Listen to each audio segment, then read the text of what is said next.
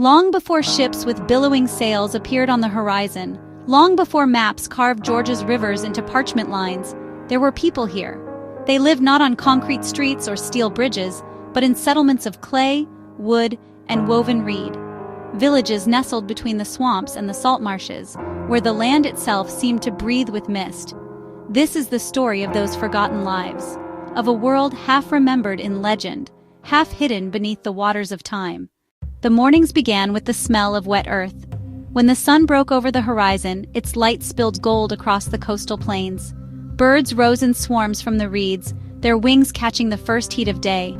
Here, families woke to the sound of frogs and cicadas, women pounded maize into flour on flat stones, men pushed canoes into winding rivers, their poles sinking deep into the soft mud.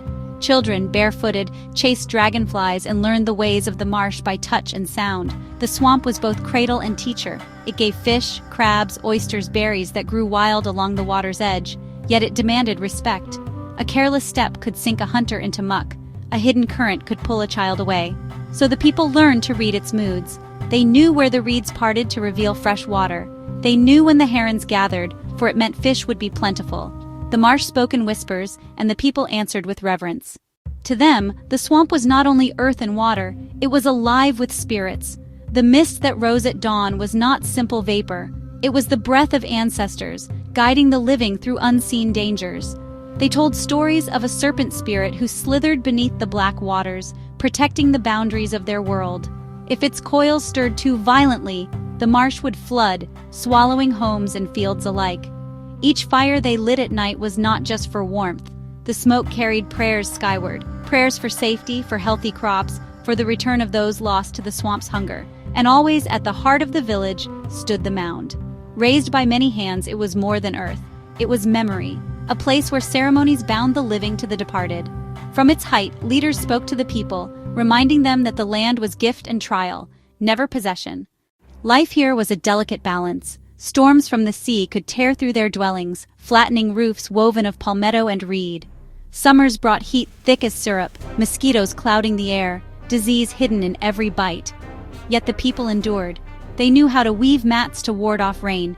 They burned herbs whose smoke kept insects at bay. They carved dugout canoes from cypress, their curved forms sliding silently through hidden waterways no outsider could ever read. Hunger was the greatest fear. When fish were scarce, they turned to the forest for deer, turkey, and bear. When crops withered, they dug deep for roots that kept families alive. Every hardship carried with it a lesson, and each generation passed that knowledge like flame, from parent to child, from elder to youth. But there were times when even wisdom failed. Floodwaters rose higher than the tallest mounds, storm surges swallowed entire villages, and with them, memories vanished beneath the waves. Legends tell of a settlement far out in the marsh, where fires once burned bright on festival nights. Drums echoed across the water, voices rose in song. One season, the people angered the serpent spirit. Perhaps they took more fish than they needed. Perhaps they ignored the signs in the sky. When the storm came, it was merciless. The land itself seemed to sink, and the settlement disappeared beneath the dark tide. To this day, elders whispered, when the moon is full and the water still, you can hear the faint rhythm of those drums rising from beneath the swamp. For all their struggles, what bound these people strongest was one another. Evenings drew the village together. Fires flickered against painted faces. Stories flowed like rivers, tales of hunters who turned to wolves, of maidens who became stars. Children leaned against their mothers, wide-eyed, as the elders' words carried them into the world of gods and spirits.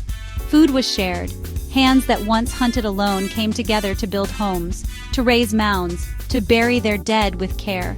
In these moments, the swamp was not a prison, but a stage for life's great cycle. Birth, toil, joy, and loss, all woven into the song of the marsh. Today, little remains of these people's world. The mounds stand silent, their shapes softened by centuries of rain. The waters have claimed much, burying stories beneath silt and shadow.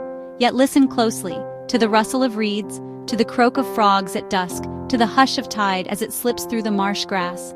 In those sounds lives the memory of a people who once called this place home. Their footsteps may be hidden, their settlements sunken, but their spirit endures, woven into the breath of the land. This is the hidden history of Georgia's swamps, a history not written in stone or parchment but carried in the mist, waiting for us to listen.